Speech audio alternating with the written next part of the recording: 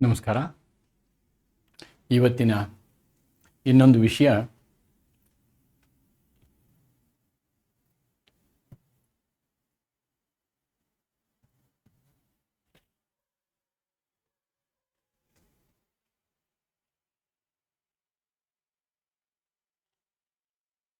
Section 3 of the Partnership Act. Today we are in Chapter 2. We are discussing Chapter 2 of Part 1 of BSA. BSA ಭಾರತೀಯ ಸಾಕ್ಷ್ಯ ಅಧಿನಿಯಮ 2023ರ ಇನ್ನೊಂದು ವಿಷಯವನ್ನು ತೆಗೆದುಕೊಂಡು ನಾನು ನಿಮ್ಮ ಮುಂದೆ ಬರ್ತಾ ಇದ್ದೀನಿ. And today I am discussing about relevancy of facts. Even more importantly, these two words I am discussing, relevancy and admission. Very important concepts are discussed in detail today in our today's class. ಇದನ್ನ ನಾವು ಇವತ್ತು ಚರ್ಚೆ ಮಾಡ್ತಾ ಇದ್ದೀವಿ. And these are the contents of my today's video. ಇವತ್ತಿನ ಒಂದು ಈ ವಿಡಿಯೋನಲ್ಲಿ ಈ ಎಲ್ಲ ವಿಷಯಗಳನ್ನು ನಿಮ್ಮ ಗಮನಕ್ಕೆ ತರ್ತಾ ಇದ್ದೀನಿ. ಅಂದರೆ ಇಲ್ಲಿ ಅತಿ ಮುಖ್ಯವಾಗಿ relevancy of facts, admission of facts ಮತ್ತು ಎವಿಡೆನ್ಸ್, ಇವು ಮೂರರ ಒಂದು ವಿಚಾರವನ್ನು ಇವತ್ತು ನಾವು ಇಲ್ಲಿ ಚರ್ಚೆ ಮಾಡ್ತೀವಿ. ಅದರಲ್ಲಿ ನಮಗೆ ಸಂಬಂಧಪಟ್ಟಂತಹ ಸೆಕ್ಷನ್, ಇವತ್ತಿನ ವಿಷಯಕ್ಕೆ ಸಂಬಂಧಪಟ್ಟಂತಹ section is Section 3 of the Evidence Act. Section 3 of the Evidence Act is about relevant facts. ಈ ಒಂದು ಕಲಂ ಏನು ಹೇಳ್ತದೆ, ಇದರಲ್ಲಿ ಇರ್ತಕ್ಕಂಥ ಷರತ್ತುಗಳು ಅಥವಾ ನಿರ್ಬಂಧಗಳೇನು, ಮತ್ತು ಇದಕ್ಕೆ ಸಂಬಂಧಿಸಿದಂತಹ 2 ಕೇಸ್ ಲಾಗಳನ್ನು ತೆಗೆದುಕೊಂಡು ಬರ್ತೀನಿ. ಅದರಲ್ಲಿ ಅತಿ ಮುಖ್ಯವಾದದ್ದು ಇಲ್ಲೀಗಲ್ ಡಾಕ್ಯುಮೆಂಟ್ನ ನಾವು ತಂದರೆ, ಇಲ್ಲೀಗಲಿ ತಗೊಂಡು ಬಂದು ನಾವು ಕಾನೂನು ಬಾಹಿರವಾಗಿ ಒಂದು ದಾಖಲೆಯನ್ನು ಎತ್ಕೊಂಡು ಬಂದಿರ್ತೀವಿ, ಅದನ್ನು ಕೋರ್ಟಿಗೆ ಕೊಡ್ಬೋದಾ ಅಂತಕ್ಕಂಥದ್ದು. ಆಮೇಲೆ ಲಾಜಿಕಲ್ ಮತ್ತು ಲೀಗಲ್ ರಿಲೆವೆನ್ಸಿ, ಅವೆಲ್ಲದಕ್ಕಿಂತ important is this privileged communication, ರಕ್ಷಿತ ಸಂಭಾಷಣೆಗಳು, ಪ್ರಿವಿಲೇಜ್ಡ್ ಕಮ್ಯುನಿಕೇಷನ್. ಇಷ್ಟರ ಬಗ್ಗೆ ಇವತ್ತಿನ ಒಂದು ಪಾಠವನ್ನು ನಾವು ನೋಡೋಣ. ರೈಟ್, ಸಿ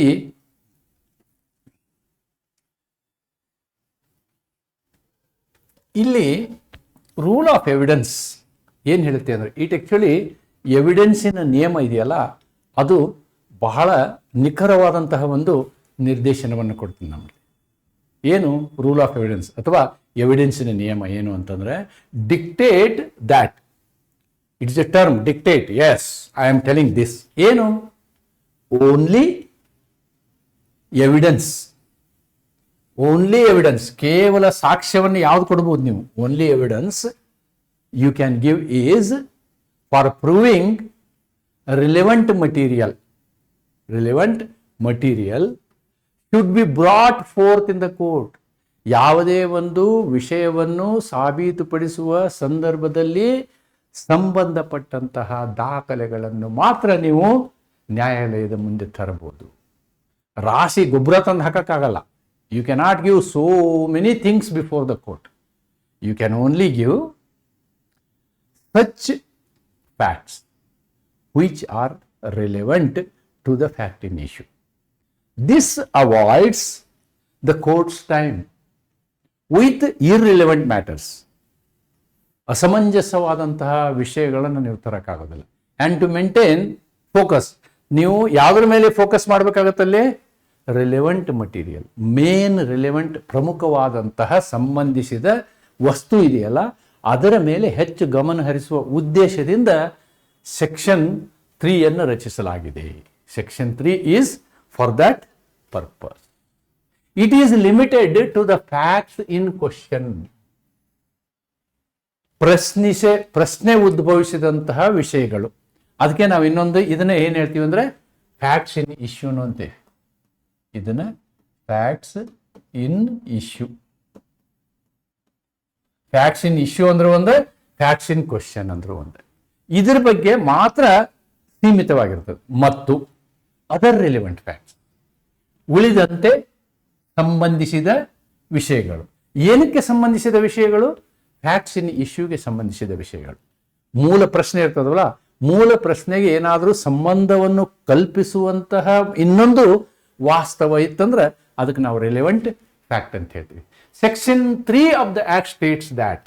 ನೋಡಿ, ಹಂಗಿದ್ರೆ ಸೆಕ್ಷನ್ 3 ಏನು ಹೇಳುತ್ತೆ? ಸೆಕ್ಷನ್ 3 ಆಫ್ ದ ಆಕ್ಟ್ ಅಥವಾ ಕಲಮು 3 ಏನು ಹೇಳುತ್ತೆ ಅಂದ್ರೆ ದ್ಯಾಟ್ ಎವಿಡೆನ್ಸ್. ನೋಡಿ, ಸಾಕ್ಷ್ಯವನ್ನು ಕೊಡ್ಬೋದು, ನೀವು ಸಾಕ್ಷ್ಯವನ್ನ ಕೊಡ್ಬೋದು. ಸಾಕ್ಷ್ಯವನ್ನು ಯಾವಾಗ ಕೊಡ್ಬೋದು? ಯಾವುದಾದ್ರೂ ಶೂಟ್ ಇದ್ರೆ,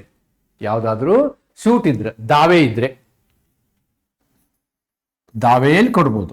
ಅಥವಾ ನ್ಯಾಯಿಕ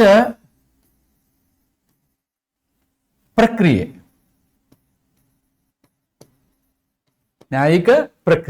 ನಾವೇನ್ ಮಾಡ್ತೀವಿ? ಸಿವಿಲ್ ಕೇಸಲ್ಲಿ ದಾವೆ ಅಂತ ಹೇಳ್ತೀವಿ, ಕ್ರಿಮಿನಲ್ ಕೇಸಲ್ಲಿ ಕ್ರಿಮಿನಲ್ ಪ್ರೊಸೀಡಿಂಗ್ ಅಂತ ಹೇಳ್ತೀವಿ.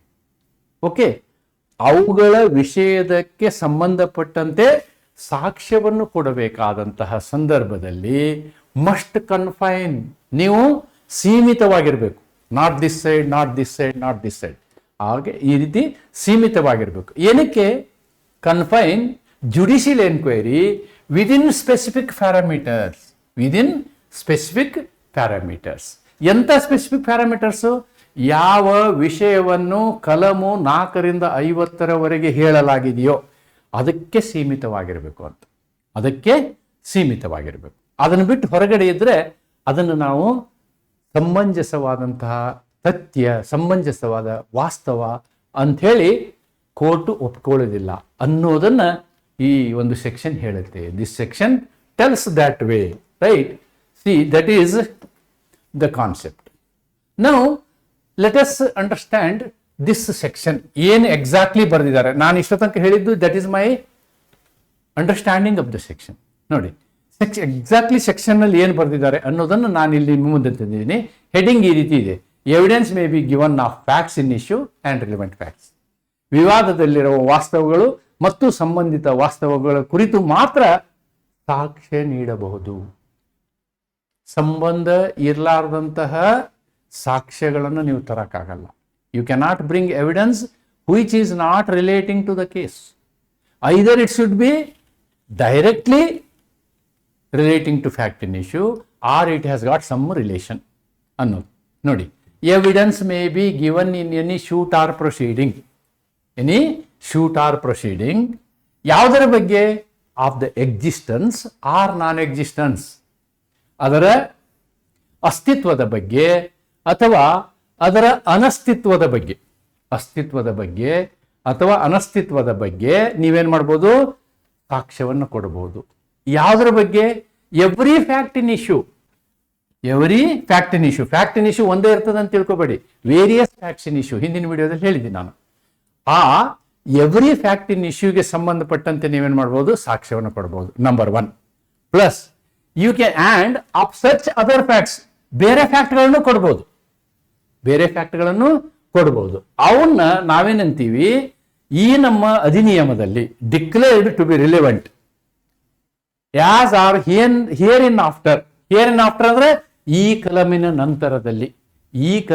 ನಂತರದಲ್ಲಿ ಚಾಪ್ಟರ್ 2 ನಲ್ಲಿ ನಾ ಹೇಳಿದಂತಹ ಏನು ಕಲಂಗಳಿದಾವೆ ಆ ಕಲಂಗಳಿಗೆ ಅನುಗುಣವಾಗಿ ಅದರಲ್ಲಿ ನಾವು ದೃಢೀಕರಿಸಲ್ಪಟ್ಟಿರಬೇಕು. ಡಿಕ್ಲೇರ್ಡ್ ಟು ಬಿ ರಿಲೆವೆಂಟ್, ಅದರಲ್ಲಿ ಸಂಬಂಧಿಸ ಡಾಕ್ಯುಮೆಂಟ್ಗಳು ಅಂತ ಹೇಳಿ ನಾವಲ್ಲಿ ಘೋಷಣೆ ಮಾಡಿರಬೇಕು. ಅಂಥವುಗಳನ್ನು ಕೊಡ್ಬೋದು. ಆ್ಯಂಡ್ ಆಫ್ ನೋ ಅದರ್ಸ್, ಅದನ್ನು ಬಿಟ್ಟು ಬೇರೆ ಯಾವುದನ್ನು ಕೊಡಕ್ಕಾಗೋದಿಲ್ಲ.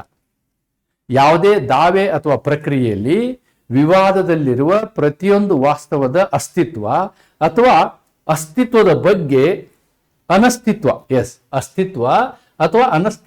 ಬಗ್ಗೆ ಹಾಗೂ ನಂತರ ಸಂಬಂಧಿತವೆಂದು ಘೋಷಿಸಲಾದ ಇತರೆ ವಾಸ್ತವಗಳ ಬಗ್ಗೆ ಮಾತ್ರ ಸಾಕ್ಷ್ಯ ನೀಡಬಹುದು. ಇತರೆ ಯಾವುದಕ್ಕೂ ಅವಕಾಶವಿಲ್ಲ. ಸಂಬಂಧಿತವೆಂದು ಹಾಗೂ ನಂತರ ಈ ಕಾನೂನಿನಲ್ಲಿ ಏನಂತೀವಿ? ಭಾರತೀಯ ಸಾಕ್ಷ್ಯ ಅಧಿನಿಯಮ. ಈ ಅಧಿನಿಯಮದಲ್ಲಿ ನಿಯಮದಲ್ಲಿ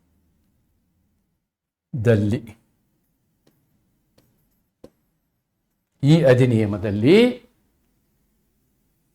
ಸಂಬಂಧಿತವೆಂದು ಘೋಷಿಸಲಾದ ಇತರೆ ವಾಸ್ತವಗಳ ಬಗ್ಗೆ ಮಾತ್ರ ಸಾಕ್ಷ್ಯ ನೀಡಬಹುದು, ಆದರೆ ಬೇರೆ ಯಾವುದಕ್ಕೂ ಇಲ್ಲ ಅನ್ನುವುದನ್ನು ನಾನು ಎಕ್ಸಾಕ್ಟ್ ಸೆಕ್ಷನ್ ಅನ್ನು ಇಲ್ಲಿ ಬರೆದಿದ್ದೀನಿ. I have written the section here. ಈ ಸೆಕ್ಷನ್ಗೆ ಇನ್ನೊಂದು ವಿವರಣೆ ಇದೆ. ಈ ವಿವರಣೆ CPC ಬಗ್ಗೆ ಮಾತಾಡುತ್ತೆ. ಈ ವಿವರಣೆ CPC ಬಗ್ಗೆ ಮಾತಾಡುತ್ತೆ. ಏನು? This section shall not enable any person to give evidence of a fact which he is disentitled. ಅವನು ಅದಕ್ಕೆ ಯೋಗ್ಯನಾಗಿರುವುದಿಲ್ಲ. To prove any fact of the law for the time being in force relating to civil procedure. Civil ಪ್ರೊಸೀಜರ್ಗೆ ಸಂಬಂಧಪಟ್ಟಂತೆ ಇರುವಂತಹ ಯಾವುದೇ ಕಾನೂನಿನ ವಿಷಯದಲ್ಲಿ ಮತ್ತೊಂದು ಸಾಕ್ಷ್ಯವನ್ನು ಹೇಳುವುದಕ್ಕೆ ಅವನಿಗೆ ಅವಕಾಶ ಇರುವುದಿಲ್ಲ. ಈ ಕಲಂ ಪ್ರಕಾರ ಪ್ರಸ್ತುತ ಜಾರಿಯಲ್ಲಿರುವ ನಾಗರಿಕ ಪ್ರಕ್ರಿಯೆಗೆ ಸಂಬಂಧಿಸಿದ ಯಾವುದೇ ಕಾನೂನು ಪ್ರಕಾರ ಸಾಬೀತುಪಡಿಸಲು ಅರ್ಹತೆ ಇಲ್ಲದ ವಾಸ್ತವವನ್ನು ಯಾವುದೇ ವ್ಯಕ್ತಿ ಸಾಕ್ಷ್ಯವಾಗಿ ನೀಡಲು ಸಾಧ್ಯವಿಲ್ಲ. CPC ಪ್ರಕಾರ ಅದರಲ್ಲಿ ಅರ್ಹತೆ ಇಲ್ಲ ಇದಕ್ಕೆ ಅಂತ ಹೇಳಿದಂತಹ ಸಂದರ್ಭದಲ್ಲಿ ಅಂತಹ ವಿಷಯದ ಮೇಲೆ ಸಾಕ್ಷ್ಯ ಕೊಡುವುದು ಸಾಧ್ಯವಿಲ್ಲ ಎಂದು ಈ ಸೆಕ್ಷನ್ ಕೆಳಗಡೆ ಈ ಒಂದು ವಿವರಣೆಯನ್ನು ಕೊಡಲಾಗಿದೆ. ರೈಟ್. ದೆನ್ ಇದಕ್ಕೆ ಸಂಬಂಧಪಟ್ಟಂತೆ ಕೆಲವೊಂದು ನಿರ್ದೇಶನಗಳನ್ನು ಹೇಳಲಾಗಿದೆ. ಏನು? ಉದಾಹರಣೆಗಳನ್ನು ಹೇಳಲಾಗಿದೆ. ಏನು? ನಂಬರ್ 1, ಒಂದು ವಿಷಯವನ್ನು ನಾವೇನು ಮಾಡಿದ್ವಿ, ಇಲ್ಲಿ ಕ್ರಿಮಿನಲ್ ವಿಷಯವನ್ನು ತಗೊಂಡಿದ್ದೀವಿ. ಕ್ರಿಮಿನಲ್,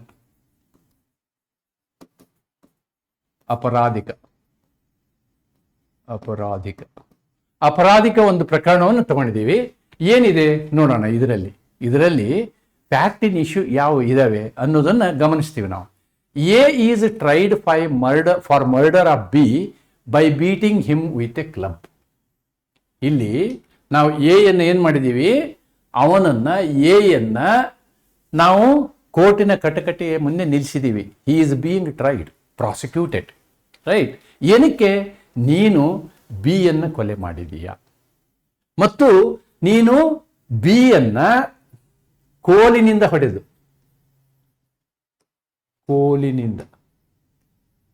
ಹೊಡೆದು ಕೊಲೆ ಮಾಡಿದೀಯ ಮತ್ತು ನೀನು ಕೊಲೆ ಮಾಡುವ ಉದ್ದೇಶವನ್ನು ಇಟ್ಟುಕೊಂಡು ಕೋಲಿನಿಂದ ಹೊಡೆದಿದೀಯ.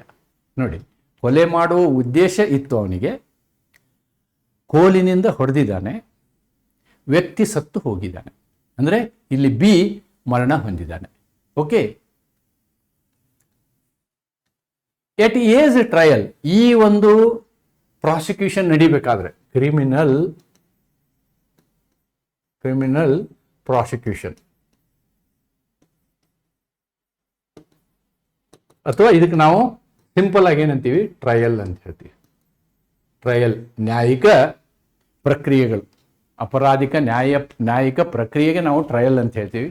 ಈ ಟ್ರಯಲ್ ನಡೀಬೇಕಾದ್ರೆ ಇಲ್ಲಿ ಉದ್ಭವಿಸಿದ ಪ್ರಶ್ನೆಗಳೇನು? Facts in issue, facts R in issue ಅಂತ ಹೇಳ್ತಾರೆ. Okay. The following are the facts in issue ಅಂತಲೇ ಹೇಳ್ಬೋದು. ವಿಚಾರಣೆಗೆ ಒಳಗಾಗುವಂತಹ ಯಾವ ವಿಷಯಗಳಿರ್ಬೋದು ಅನ್ನೋದನ್ನು ನಾವು ನೋಡಿದರೆ 3 ಸಂದರ್ಭಗಳನ್ನು ನಾವು ಹೇಳ್ಬೋದು. ಏನು? 1, ಅವನು ಕೋಲಿನಿಂದ ಹೊಡೆದನೆ ಅಂತಕ್ಕಂಥ ವಿಷಯ. ಎಯು ಬಿಯನ್ನು ಕೋಲಿನಿಂದ ಹೊಡೆದನೆ. ಇಲ್ಲಿ ಕಡ್ಡಿ ಅಂತ ಬರೆದಿದ್ದಾರೆ, ಇದು ಕೋಲು ಅಂತ ಮಾಡಿಕೊಳ್ಳಿ. ಕವಲು ಅಲ್ಲ, ಮತ್ತೆ ಕೋಲು. ಇದಕ್ಕೆ ಇನ್ನೊಂದು ಶಬ್ದ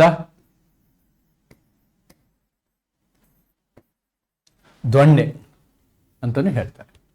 ಕೋಲಿನಿಂದ ಹೊಡೆದಿದ್ದು ಇದು ಒಂದು ವಿವಾದಿತ ಪ್ರಶ್ನೆ. ಆಮೇಲೆ ಇವನ ಸಾವು ಆ ಹೊಡೆತದಿಂದ ಆಗಿದೆ. ಇವನ ಸಾವು, ಯಾರು? ಬಿಯ ಸಾವು. A causing B's death by such beating. ಅವನ ಹೊಡೆತದಿಂದ ಸಾವಾಗಿದೆಯೇ? ಅವ ಹಂಗೆ ಹೆದರ್ಕೊಂಡು ಸತ್ತಿರ್ಬೋದು, ಇವನ ಹೊಡೆತದಿಂದ ಆಗಿರ್ಲಿಕ್ಕಿಲ್ಲ. ಸೊ ಅದೊಂದು ಫ್ಯಾಕ್ಟ್ ಇನ್ ಇಶ್ಯೂ. ಆಮೇಲೆ ಎಗೆ ಬಿಯನ್ನು ಸಾಯಿಸುವ ಉದ್ದೇಶವಿತ್ತು. ಎಗೆ A's intention to cause B's death. There are 3 facts in issue. Number 1, number 2 number 3 ಇವೆಲ್ಲವನ್ನು ಸೇರಿ ನಾವೇನು ಅಂತೀವಿ ಫ್ಯಾಕ್ಟ್ ಇನ್ ಇಶ್ಯೂ ಅಂತ ಹೇಳ್ತೀವಿ. ಇದರಲ್ಲಿರ್ತಕ್ಕಂಥ ಫ್ಯಾಕ್ಟ್ ಇನ್ ಇಶ್ಯೂಗಳು ಇವು ಅಂತಕ್ಕಂಥದ್ದನ್ನು ಈ ಸೆಕ್ಷನ್ 3 ಅಡಿಯಲ್ಲಿ ಕೊಟ್ಟಂತಹ ಎಕ್ಸಾಂಪಲ್ ಇದು. ಇನ್ನು ಸಿವಿಲ್ ಕೇಸಲ್ಲಿ ದಿಸ್ ಈಸ್ ಸಿವಿಲ್ ಕೇಸ್, ಅದಕ್ಕೊಂದು ನಿದರ್ಶನವನ್ನು ಕೊಟ್ಟಿದ್ದಾರೆ. ಅದಕ್ಕೊಂದು ನಿದರ್ಶನವನ್ನು ಅಂದ್ರೆ ದಿವಾನಿ ಪ್ರಕರಣ. ದಿವಾನಿ ಪ್ರಕರಣ ಏನು? ಹಿಯರ್ ಎ ಶೂಟರ್ ಶೂಟರ್ ಅಂದ್ರೆ ಇಲ್ಲಿ plaintiff. Suitor is nothing but a plaintiff, ವಾದಿ. ಇವನು ಒಬ್ಬ ವಾದಿ. Does not bring with him ತನ್ನೊಂದಿಗೆ ಅವನು ಒಂದು ಪರ್ಟಿಕ್ಯುಲರ್ ದಾಖಲೆಯನ್ನು ತಂದಿರುವುದಿಲ್ಲ. ಅದು ಹಿಯರಿಂಗ್ ದಿವಸ. ಆಮೇಲೆ ಅವನೇ ಪ್ಲೇಂಟಿಫ್. ಅವತ್ತು ದಾಖಲೆಗಳನ್ನು ಕೇಳ್ತಾರೆ. ಕೇಳುವಂತ ಸಂದರ್ಭದಲ್ಲಿ ಅವನು ದಾಖಲೆ ತಂದಿರೋದಿಲ್ಲ. ಏನ್ ತಂದಿರೋದಿಲ್ಲ? Does not bring with him and have in readiness production at the first hearing of the case. ಅದನ್ನ ಕೊಡುವುದು. ಪ್ರೊಡಕ್ಷನ್ ಅಂತಂದ್ರೆ ಸಪ್ಲೈ ಮಾಡುವುದು. ಯಾರಿಗೆ ಕೊಡುವುದು? ಕೋರ್ಟಿಗೆ ಕೊಡುವುದು. ಕೋರ್ಟ್ಗೆ ಕೊಡುವಂಥದ್ದಕ್ಕೆ ಅವನು ರೆಡಿ ಆಗಿರೋದಿಲ್ಲ. ಏನನ್ನ? A bond. ಈ ಬಾಂಡೇ ಆ ಕೇಸಿನ ಪ್ರಮುಖ ವಿಷಯವಾಗಿರುತ್ತೆ. ಅದನ್ನ ಕೊಡಬೇಕಾಗಿರುತ್ತೆ, ಅವನು ಕೊಡುವುದಿಲ್ಲ. On which he relies. ಮತ್ತೆ ಈ ಬಾಂಡಿನ ವಿಷಯದ ಮೇಲೆ ಅವನು ಪ್ರಕರಣವನ್ನು ಹಾಕಿರ್ತಾನೆ. The fact in issue is the validity of the bond. ಆ ವಿಷಯದ ಮೇಲೆ ಅವನು ಪ್ರಕರಣ ಇರ್ತದೆ. ಪ್ರಕರಣ ಹಾಕಿರೋವನ ಅವನೇ ಆ ದಾಖಲೆಯನ್ನು ತಂದಿರೋದಿಲ್ಲ. ಇಲ್ಲಿ ಏನ್ ಹೇಳ್ತಾರೆ ಅಂದ್ರೆ, ಈ ನಮ್ಮ ಸೆಕ್ಷನ್ 3ಯ ಪ್ರಕಾರ ಇದರ ಅರ್ಥ ಏನು ಅಂತಂದ್ರೆ, the section does not enable him to produce the bond. ಈ ಸೆಕ್ಷನ್ ಅವನು ಏನ್ ನಿರ್ಬಂಧ ಹಾಕುತ್ತಂತಂದ್ರೆ, ಆ ಬಾಂಡ್ ಅನ್ನ ಪುನಃ ಪ್ರೊಡ್ಯೂಸ್ ಮಾಡೋಕ್ಕಾಗಲ್ಲ, ಅಥವಾ ಅದಕ್ಕೆ ಸಂಬಂಧಪಟ್ಟಂತಹ ವಿಷಯವನ್ನು ಅವನು ಸಾಬೀತುಪಡಿಸಕ್ಕೂ ಆಗಲ್ಲ. ಯಾವಾಗ? ಇನ್ ಸಬ್ಸೆಕ್ವೆಂಟ್ ಪ್ರೊಸೀಡಿಂಗ್. ಮುಂದಿನ ಪ್ರೊಸೀಡಿಂಗ್ಗಳು ಅವತ್ತೇನು ಅವಾಗ ಅವಕಾಶ ಕೊಟ್ಟಿರುತ್ತೋ, ಅವಕಾಶ ಕೊಟ್ಟ ದಿವಸ ಅವನು ತರದೇನೆ, ಆಮೇಲೆ ಅವತ್ತು ತರೋದಕ್ಕೆ ವಿಫಲನಾಗಿ, ಆಮೇಲೆ ಮತ್ತೊಂದು ದಿವಸ ಅವನು ದಾಖಲೆಯನ್ನಾರು ತರಲಿ ಅಥವಾ ಅದನ್ನು ಸಾಬೀತು ಮಾಡೋಕ್ಕಾದ್ರೂ ಪ್ರಯತ್ನ ಮಾಡಲಿ, ಅದನ್ನೇ ನ್ಯಾಯಾಲಯ ಅಲೌ ಮಾಡೋದಿಲ್ಲ. Okay. does not bring with him and readiness bond which he relies. The section does not enable him. ಅವನನ್ನ ಆ ರೀತಿ 2ನೇ ಹಿಯರಿಂಗ್ ಅಲ್ಲಿ 3ನೇ ಹಿಯರಿಂಗ್ ಅಲ್ಲಿ ಪ್ರೊಡ್ಯೂಸ್ ಮಾಡ್ತೀನಿ ಅಂತಂದ್ರೆ ಅದಕ್ಕೆ ಕೋರ್ಟ್ ಪರ್ಮಿಷನ್ ಕೊಡೋದಿಲ್ಲ. ಯಾವ ಸಂದರ್ಭದಲ್ಲಿ? Otherwise than in accordance with prescribed principle in ಸಿಪಿಸಿಯ ಬೇರೆ ಪ್ರಕರಣಗಳಲ್ಲಿ ಏನಾದರೂ ಆ ರೀತಿ ಮಾಡಲಿಕ್ಕೆ ಅವಕಾಶ ಇಲ್ಲದ ಸಂದರ್ಭದಲ್ಲಿ ಇದ್ರೆ okay, he will open up this CPC class and produce it. ಯಾವುದೇ ಆ ತರನಾದಂತಹ ಪ್ರಾವಧಾನಗಳು ಇಲ್ಲ ಅಂದ್ರೆ ಅವನಿಗೆ ಮುಂದಿನ ಸಂದರ್ಭದಲ್ಲಿ ಆ ದಾಖಲೆಯನ್ನು ತರೋದಕ್ಕೆ ಆಗೋದಿಲ್ಲ. That's the concept. That will not be accepted. ಹಾಗಿದ್ರೆ ಈ ಇಡೀ ಸೆಕ್ಷನ್ ಏನು ಹೇಳುತ್ತೆ ಅಂತ ನಾವು ನೋಡೋದಾದ್ರೆ, ಸೆಕ್ಷನ್ 3 ಏನು ಹೇಳುತ್ತೆ ಅಂತ ನಾವು ನೋಡೋದಾದ್ರೆ, ಸೆಕ್ಷನ್ 3 ಪರ್ಮಿಟ್ಸ್ ಎವಿಡೆನ್ಸ್. ಕೆಲವೊಂದು ಸಾಕ್ಷ್ಯಗಳನ್ನು ಇದು ಏನು ಮಾಡ್ತದೆ? ಪರ್ಮಿಟ್ ಮಾಡುತ್ತೆ. May be given in a suit or proceeding. ಏನು ವಿಷಯಕ್ಕೆ? ಯಾವುದೇ ಒಂದು ವಿಷಯ ಸತ್ಯ ಅಥವಾ ಸುಳ್ಳು ಅಂತ ಸಾಬೀತುಪಡಿಸೋದಕ್ಕೆ. ಯಾವುದರ ಬಗ್ಗೆ? ಫ್ಯಾಕ್ಟ್ ಇನ್ ಇಶ್ಯೂ ಬಗ್ಗೆ ಆಗಲಿ ಅಥವಾ ಅದಕ್ಕೆ ಸಂಬಂಧಿಸಿದಂತ ದಾಖಲೆಗಳ ಬಗ್ಗೆ. ಸಂಬಂಧಿಸಿದ ದಾಖಲೆಗಳು ಹೆಂಗಿರಬೇಕು? ಸೆಕ್ಷನ್ 4 to 50 ಸಂಬಂಧಪಟ್ಟಂಗೆ ಇರಬೇಕು. Then only it is possible. ಅಷ್ಟೇ ಅಲ್ಲ, ನಮ್ಮ ಸೆಕ್ಷನ್ 168 ಏನು ಹೇಳುತ್ತೆ ಅಂತಂದ್ರೆ, ಯಾವ ಜಡ್ಜ್ಮೆಂಟ್ ಕೊಡ್ತೀವೋ ಆ ಜಡ್ಜ್ಮೆಂಟು ಕೇವಲ ಯಾವುದ್ರ ಮೇಲೆ ಇರಬೇಕು ಅನ್ನೋದನ್ನ ಇಲ್ಲಿ ಬರೆದಿದ್ದೀವಿ ನಾವು. A judgment must be based upon facts declared by this act to be relevant. ನಮ್ಮ ಕಾನೂನಿನಲ್ಲಿ ಹೇಳಿದಂತಹ ಯಾವ ಸಾಕ್ಷ್ಯಗಳು ಸಮಂಜಸ ಸಾಕ್ಷ್ಯಗಳು ಅಂತ ಹೇಳಿ ನಾವು ಹೇಳಿದೀವೋ ಅವುಗಳನ್ನು ಆಧರಿಸಿ ಕೊಟ್ಟಂತಹ ಜಡ್ಜ್ಮೆಂಟೇ ಸರಿಯಾದ ಜಡ್ಜ್ಮೆಂಟ್. ಯಾವುವು? ಸೆಕ್ಷನ್ 4 to 50 ಇಲ್ಲಿ ಕೊಟ್ಟಂತಹ ಏನು ಸಂದರ್ಭಗಳಿದಾವೆ ಅಂತಹ ಸಾಕ್ಷ್ಯಗಳನ್ನು ಮಾತ್ರ ನಾವು ಸಂಬಂಧಿಸಿದ ಸಾಕ್ಷ್ಯಗಳನ್ನು ತಗೊಳ್ತೀವಿ ಅನ್ನೋದನ್ನ ನಾವು ಈ ಸೆಕ್ಷನ್ ಹೇಳ್ತದೆ. ಆದ್ದರಿಂದ ಈ ಸೆಕ್ಷನ್ನಲ್ಲಿ 3 ಕಂಡೀಷನ್ ಇದಾವೆ. ಈ ಒಂದು ಸೆಕ್ಷನ್ನಲ್ಲಿ 3 ಕಂಡೀಷನ್ ಇದಾವೆ. What are those 3 conditions? 1 is fact in issue. ಇದರ ಮೇಲೆ ನೀವು ಸಾಕ್ಷ್ಯವನ್ನು ಕೊಡಬಹುದು. This section permits production of evidence to prove the existence or non existence of the fact in issue. ಇಲ್ಲಿ ಮೂಲಭೂತ ಪ್ರಶ್ನೆ ಇರುವುದು ವಿವಾದಿತ ಪ್ರಶ್ನೆಗೆ ಸಂಬಂಧಿಸಿದಂತೆ ನೇರವಾದ ಸಾಕ್ಷ್ಯವನ್ನು ನೀವು ಕೊಡ್ಬೋದು. ನೇರವಾದ ಸಾಕ್ಷ್ಯವನ್ನು ನೀವು ಕೊಡ್ಬೋದು. ಏನು ನೇರವಾದ ಸಾಕ್ಷ್ಯ? ನಾನು ಒಂದು ಉದಾಹರಣೆ ಕೊಡೋದಾದ್ರೆ ನಿಮಗೆ ಏನು ನೇರವಾದ ಸಾಕ್ಷ್ಯ? ಇಲ್ಲಿ ಬಿ ಡೆತ್ ಆಗಿದೆ, B is killed, A is accused, A is accused of murder, accused of B is murder, B is murder. Okay, so ಅದೇ ಫ್ಯಾಕ್ಟ್ ಇನ್ ಇಶ್ಯೂ. ಇಲ್ಲೇನು ನಾವು ಹಿಂದೆ ಬರೆದಿದ್ವಿ ಅದೇ ಫ್ಯಾಕ್ಟ್ ಇನ್ ಇಶ್ಯೂ. ಆವಾಗ ಬಿ ಎವಿಡೆನ್ಸ್ ತಂದು ಕೊಡ್ತಾನೆ. B is giving direct evidence, ನೇರವಾದ ಎವಿಡೆನ್ಸ್ ಕೊಡ್ತಾನೆ. ಇವನ ಕೊಲೆ ಆದ ದಿವಸ, let us assume that it is on 26th January 26, 26 ಜನವರಿ 26ಕ್ಕೆ ಇವನು ಕೊಲೆ ಆಗಿದೆ ಅಂತ ಇಟ್ಕೊಳ್ಳಿ. ಇವನು ಡೈರೆಕ್ಟ್ ಎವಿಡೆನ್ಸ್ ಅನ್ನ ಏನ್ ತಂದು ಕೊಡ್ಬೋದು? ಕೊಲೆಗಾರ ಏನ್ ಹೇಳ್ಬೋದು?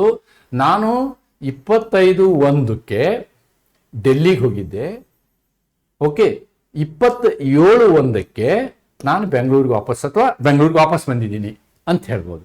ಇದಕ್ಕೆ ಸಂಬಂಧಪಟ್ಟಂತಹ ಫ್ಲೈಟ್ ಟಿಕೆಟ್ಗಳು, ಅವನು ಡೆಲ್ಲಿಯಲ್ಲಿ ವಾಸವಾಗಿದ್ದಂತಹ ಹೋಟೆಲ್ನ ರಸೀದಿಗಳು ಮತ್ತು ಡೆಲ್ಲಿಯ ಹೋಟೆಲ್ನಲ್ಲಿ 26ನೇ ತಾರೀಕು ಇದ್ದಂತಹ CCTV ಫುಟೇಜ್ಗಳನ್ನು ಅವನು ತಂದು ಕೊಟ್ಟರೆ ಏನಾಗುತ್ತೆ?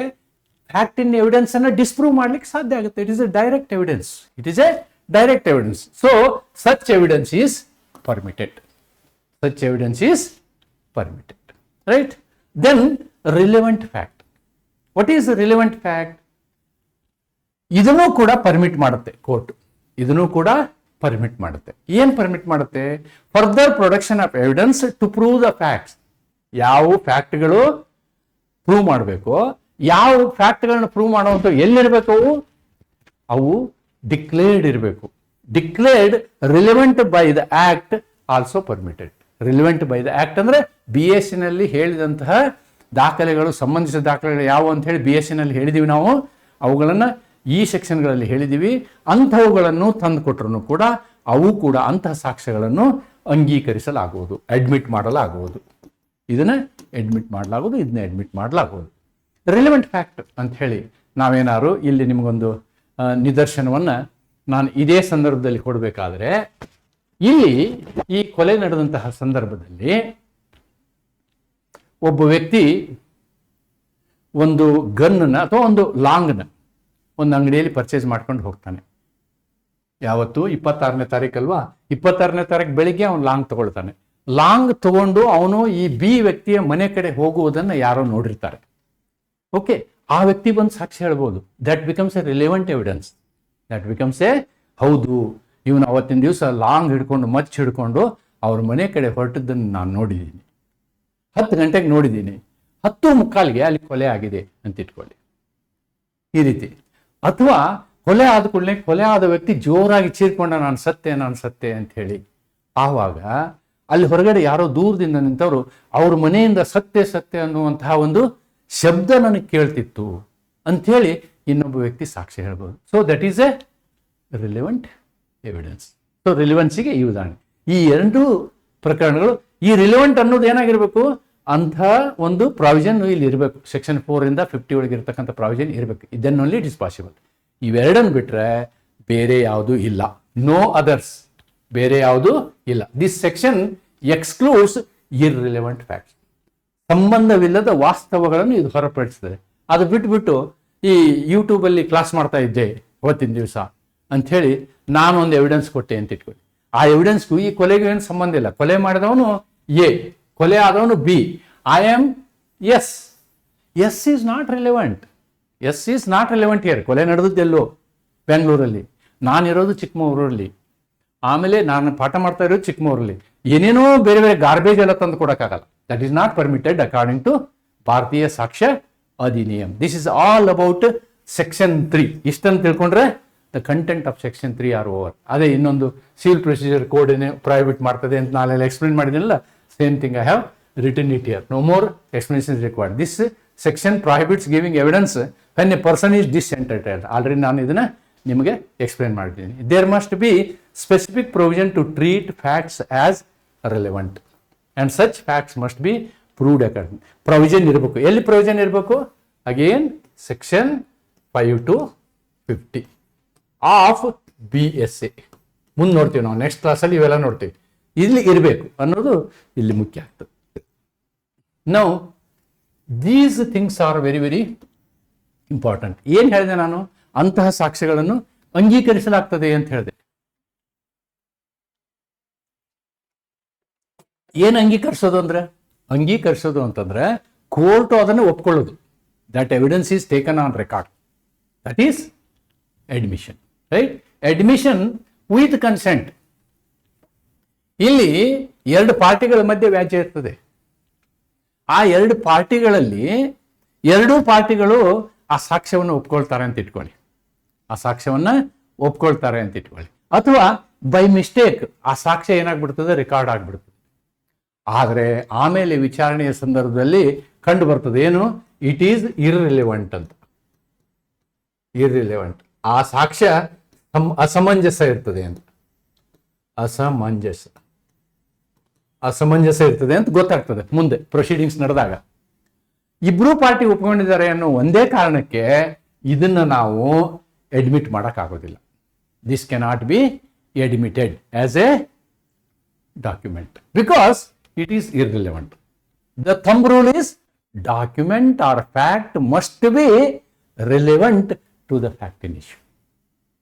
ರಿಲೆವೆಂಟ್ ಟು ದ ಅಂದ್ರೆ ನಾವು ಕಾನೂನು ಅದನ್ನ ಒಪ್ಕೊಳ್ತದೆ. ಇಲ್ಲ ಅಂದ್ರೆ ಇರಿಲೆವೆಂಟ್ ಅಂದ್ರೆ ಹೆಂಗಿರ್ಬೇಕು? ಸೆಕ್ಷನ್ 5 to section 50 ಹೇಳಿರೋ ಹಂಗಿರ್ಬೇಕು. ಅಂದ್ರೆ ಮಾತ್ರ ನಾವು ಅಕ್ಸೆಪ್ಟ್ ಮಾಡ್ತೀವಿ. Parties can admit matters relating to proof of document, but they cannot admit irrelevant evidence as relevant. Okay. Erroneous omission to object irrelevant evidence does not make it relevant. ಅಂದ್ರೆ ಅದನ್ನು ನಾವು ಮುಂದೆ relevant ಅಂತ ಹೇಳಕ್ಕೆ. Irrelevant is today it is irrelevant means it is always irrelevant. That's the concept of this Modi Nathubai Motilal versus Chotubai Manibai Prakarana. Gujarat High Court in a Prakarana. High Court of Gujarat. Right? Then I am taking up one more case. Any evidence you give by illegal means, ಅಕ್ರಮ ವಿಧಾನಗಳನ್ನು ಉಪಯೋಗಿಸಿ ನೀವು ಸಾಕ್ಷ್ಯವನ್ನು court ಮುಂದೆ ತಂದು ಕೊಟ್ರಿ ಅಂತ ಇಟ್ಕೊಳ್ಳಿ. For example, ಒಂದು ಸರ್ಕಾರಿ ದಾಖಲೆ ಬೇಕಾಗಿರುತ್ತೆ ನಿಮ್ಮ ಕೇಸ್ ಗೆಲ್ಲಕ್ಕೆ. ಆದರೆ ಸರ್ಕಾರ ದಾಖಲೆ ನಿಮ್ಮ ಹತ್ರ ಕೈನಲ್ಲಿ ಇರೋದಿಲ್ಲ. ನಿಮ್ಮ ಕೈನಲ್ಲಿ ಇರೋದಿಲ್ಲ. ನೀವೇನು ಮಾಡ್ತೀರಿ? ಏನೋ ನಿಮ್ಮ ಒಂದು ಇನ್ಫ್ಲೂಯೆನ್ಸನ್ನು ಉಪಯೋಗ ಮಾಡಿ ಆ ಫೈಲ್ನೊಳಗಿನ ಆ ಒಂದು ದಾಖಲೆಯನ್ನು ಜಿರಾಕ್ಸ್ ಮಾಡಿ ತರಿಸ್ಕೊಂತೀರಿ. ಜಿರಾಕ್ಸ್ ಮಾಡಿ ತರಿಸ್ಕೊಂಡು ಕೋರ್ಟ್ ಮುಂದೆ ಕೊಡ್ತೀರಿ. Whether court has to accept it or not ಅನ್ನೋದನ್ನು ಈ ಪ್ರಕರಣದಲ್ಲಿ ಹೇಳಿದೆ. ಏನು? ಮೆಗ್ರಾಜ್ ಪಟೋಡಿಯಾ ವರ್ಸಸ್ RK ಬಿರ್ಲಾ ಪ್ರಕರಣದಲ್ಲಿ ಏನು ಹೇಳ್ತಾರೆ ಅಂತಂದ್ರೆ, the fact that a document was procured by improper or illegal method. ಆ ದಾಖಲೆಯನ್ನು ನೀವು ಏನು ಸರಿಯಾದ ರೀತಿಯಲ್ಲೆಲ್ಲ ಅಥವಾ ಕಾನೂನು ಬಾಹಿರವಾಗಿ ಪಡ್ಕೊಂಡು ಬಂದಿದ್ದೀರಿ ಅಂತ ಇಟ್ಕೊಳ್ಳಿ. ಆದರೆ ಅದನ್ನು ನಾವು ಇನ್ಅಡ್ಮಿಸಿಬಲ್ ಅಂತ ಹೇಳಕ್ಕಾಗಲ್ಲ. That cannot be treated as inadmissible if it is relevant. ಒಂದು ವೇಳೆ ಅದು ರಿಲೆವೆಂಟ್ ಆಗಿತ್ತು, ಜೆನ್ಯೂನ್ ಇತ್ತು ಅಂತಂದ್ರೆ ಅವನು ಯಾವ ರೀತಿಯಿಂದ ಡಾಕ್ಯುಮೆಂಟ್ ತಗೊಂಬಂದಿರಲಿ, court will not consider that point. What court will see? ಅದು ಸಮಂಜಸವೇ ಅಲ್ಲವೇ, ಮೂಲ ವಿಷಯಕ್ಕೆ, ವಿವಾದಿತ ವಿಷಯಕ್ಕೆ ಸಂಬಂಧಿಸಿದಂತಹ ಒಂದು ಸಾಕ್ಷ್ಯವೇ ಅಲ್ಲವೇ. ಸಾಕ್ಷ್ಯ ಸಂಬಂಧಿಸಿದ್ದು ಅಂತಾದ್ರೆ ನೀ ಹೆಂಗರ ತಂದಿರಪ್ಪ, ದಟ್ ಈಸ್ ಅಡ್ಮಿಟೆಡ್. ಅದನ್ನ ಏನ್ ಮಾಡ್ತಾ ಇರ್ತದೆ? ಅನುಮತಿಸಲಾಗುತ್ತದೆ. Admitted, that is admitted. Okay. ಆದರೆ the circumstances of obtaining it may be considered while evaluating the genuineness. ಅದರ ಸತ್ಯವನ್ನ ನಿರ್ಧರಿಸುವಂತಹ ಸಮಯದಲ್ಲಿ ಯಾವ ಸಂದರ್ಭದಲ್ಲಿ ಇದನ್ನು ತೆಗೆದುಕೊಂಡು ಬಂದರು ಅಂತಕ್ಕಂಥದ್ರ ಬಗ್ಗೆ ನೀವು ಚರ್ಚೆ ಮಾಡ್ಬೋದು ಅಥವಾ ಅದನ್ನು ಕನ್ಸಿಡರ್ ಮಾಡ್ಬೋದು. ಬಟ್ ಅಡ್ಮಿಸಿಬಿಲಿಟಿಗೆ the only condition available is relevancy. Relevant ಇದ್ರೆ ಮುಗೀತು. ಅದನ್ನ ಯಾವ ರೀತಿ ಅಂತಂದ್ರೆ ಏನು ಮಾಡಿದ್ರಿ ಅನ್ನೋಂಥ ಪ್ರಶ್ನೆ ಉದ್ಭವಿಸಿದಲ್ಲ ಅನ್ನೋದು ಈ ಪ್ರಕರಣದಿಂದ ಗೊತ್ತಾಗುತ್ತೆ. ಅದಕ್ಕೆ ನಾವು ರಿಲೆವೆನ್ಸಿ ಮತ್ತು ಅಡ್ಮಿಸಿಬಿಲಿಟಿಯ ಬಗ್ಗೆನೂ ಸ್ವಲ್ಪ ತಿಳ್ಕೊಂಡ್ರೆ ಒಳ್ಳೆಯದು ಅನ್ನೋ ದೃಷ್ಟಿಯಿಂದ ನಾನು ಈ ಒಂದು ಎಕ್ಸ್ಟೆನ್ಷನ್ ಮಾಡ್ತಾ ಇದ್ದೀನಿ ಈ ಕ್ಲಾಸಲ್ಲಿ. Relevancy means connection between facts. Connection between facts ಯಾವುದ್ರ ಬಗ್ಗೆ? ಕಾಸ್ ಅಂಡ್ ಇಫೆಕ್ಟ್ ಬಗ್ಗೆ. ಕಾಸ್ ಅಂಡ್ ಇಫೆಕ್ಟ್ ಬಗ್ಗೆ. What is cause, what is effect? Cause is killing a person. Okay, you are actually stabbing him. Okay, then what is the effect? His death. What is the effect? His death. Or he is screaming, ಅವನು ಕಿರ್ಚೋದು.